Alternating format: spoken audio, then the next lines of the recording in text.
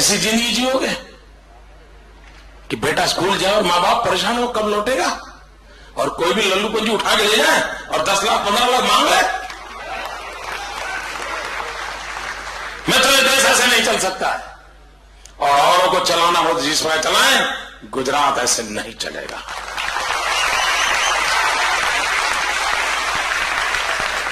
और मैं जानता हूं मित्रों, इसकी कीमत चुकानी पड़ती है। अगर 5.5 करोड़ गुजरातियों की भलाई के लिए अगर एक को कीमत चुकानी पड़ी तो तैयार हूं।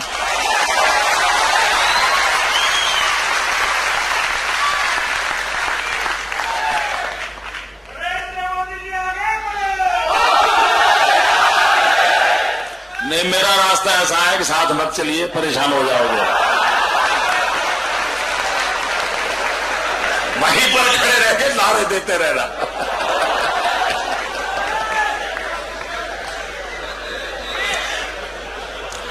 मित्रों, आम आदमी को सलामती चाहिए, आदमी को सुरक्षा चाहिए, और आज गुजरात की स्थिति ऐसी बन पाई है मित्रों, और तभी तो विकास हो रहा है।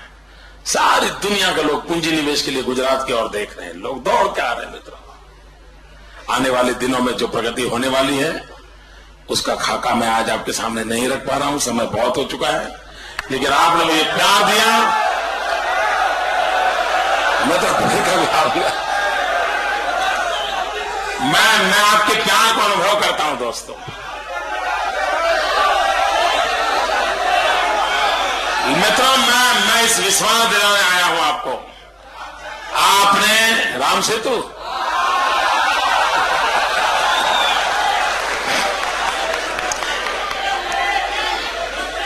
मित्रों, ये जो राम सेतु की चर्चा हो रही है, आप में से किसी ने कोर्ट के अंदर एफिडेविट की हो और 2 दिन के बाद आप जाके कहो कि हमारी गलती हो गई, एफिडेविट बदलनी है, आपका क्या होगा? क्या होगा साहब? आप जेल के सलाखों के पीछे होंगे। जो न्याय आपके लिए है वही न्याय दिल्ली की सल्तनत के लिए होना चाहिए। मित्रों, अभी तो आप राम सेतु की बात कर रहे हैं, लेकिन दूसरा पाप भी किया इन लोगों ने। भारत सरकार के टूरिज्म डिपार्टमेंट ने अमेरिका के अंदर टूरिज्म को आकर्षित करने के लिए जो पत्रिकाएं बांटी हैं, जो पोस्टर छापे हैं, इसको आप देख नहीं सकते दोस्तों। और मित्रों, यह देश उनको माफ नहीं करेगा। भारत सरकार के टूरिज्म डिपार्टमेंट ने अमेरिका के अंदर जो पोस्टर पर्चे बांटे हैं लोगों को टूरिज्म के लिए आकर्षित करने के लिए, कौन सी फोटो दी आपको बताऊं? फोटो ये दी है कि एक पेड़ पे भगवान कृष्ण बैठे हैं और गोपियों से सारे वस्त्र चुरा लिए हैं, और सभी नंगी गोपियों के कोई 30 गोपियों नंगी दिखाई है। क्या मार्केटिंग कर रहे हैं दिल्ली वाले? मित्रों, आपका लहू गर्म होता है कि मुझे मालूम नहीं, मैं चैन से बैठ नहीं सकता मित्रों। ये किया इन्होंने, ये किया है मित्रों। क्या हिंदुस्तान को दुनिया के टूरिज्म के लिए क्या और कुछ नहीं बता सकते थे आप? नंगी गोपियों का रूप दिखा करके हिंदुस्तान की मां का अपमान कर रहे लोग, मां की इज्जत को बेच करके टूरिज्म लाने के लिए निकले हैं मित्रों। कैसे माफ करेंगे इनको दोस्तों? कैसे माफ कर सकते मित्रों? आपको हैरानी होगी। ये राम सेतु का मसला साहब, स्टैंप पेपर पे भारत सरकार एफिडेविट करे कि भगवान राम पैदा ही नहीं हुए थे। मैं आपको पूछना चाहता हूं, क्या भगवान राम का जन्म हुआ था? आवाज इटली तक पहुंचनी चाहिए। ये राम और रोम की लड़ाई है मित्रों।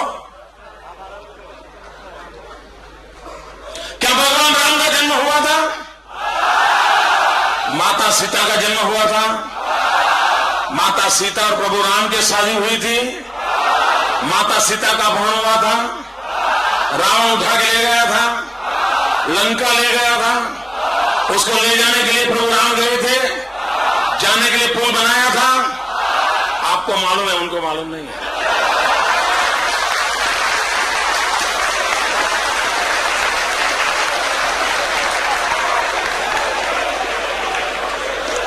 ये घटना है मित्रों।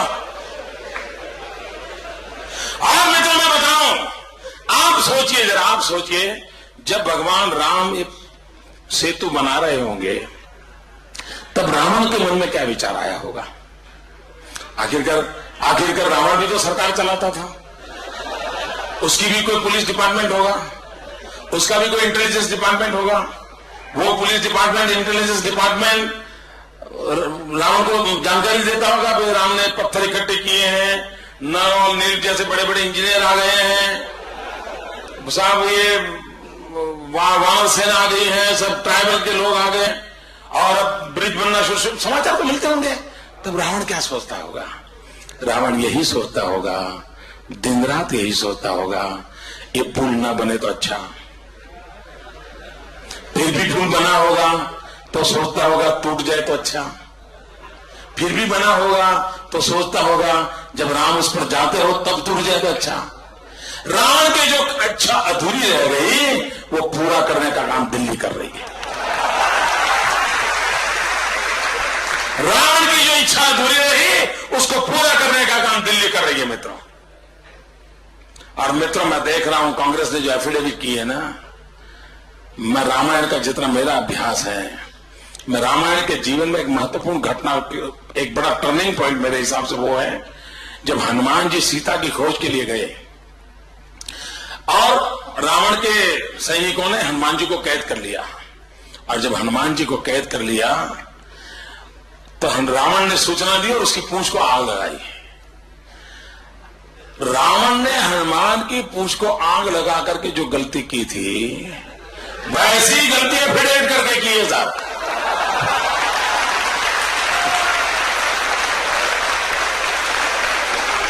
वैसी ही गलतियां फिर करके की है मित्रों।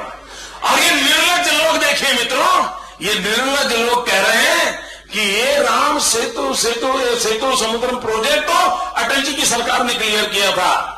मुझे बताइए कभी हमने ये कहा है कि विकास के लिए सेतु नहीं बनना चाहिए? हमने कभी कहा है भाई? मैं तो आज भी कहता हूं बनना चाहिए। और मैं भारत सरकार को कहता हूं अगर आपको समझ नहीं है तो गुजरात को कॉन्ट्रैक्ट दे दीजिए। ये भगवान राम का सेतु तोड़े बिना दूसरे 4 सेतु बन सकते हैं मित्रों। सेतु बनाने का कोई विरोध नहीं करता है। और मित्रों जब अटल जी की सरकार थी 5 अलग अलग अल्टरनेट के मॉडल रेडी है, 5 अलग अलग मॉडल, और उसमें ये प्रभु राम के द्वारा बनाया हुआ सेतु तोड़ने की कोई जरूरत नहीं है, उसके बाद भी बन सकते हैं। हम विकास के पक्षकार लोग हैं, हम डेवलपमेंट के पक्ष में हैं, हम भी चाहते हैं बने, लेकिन तोड़ना जरूरी है क्या?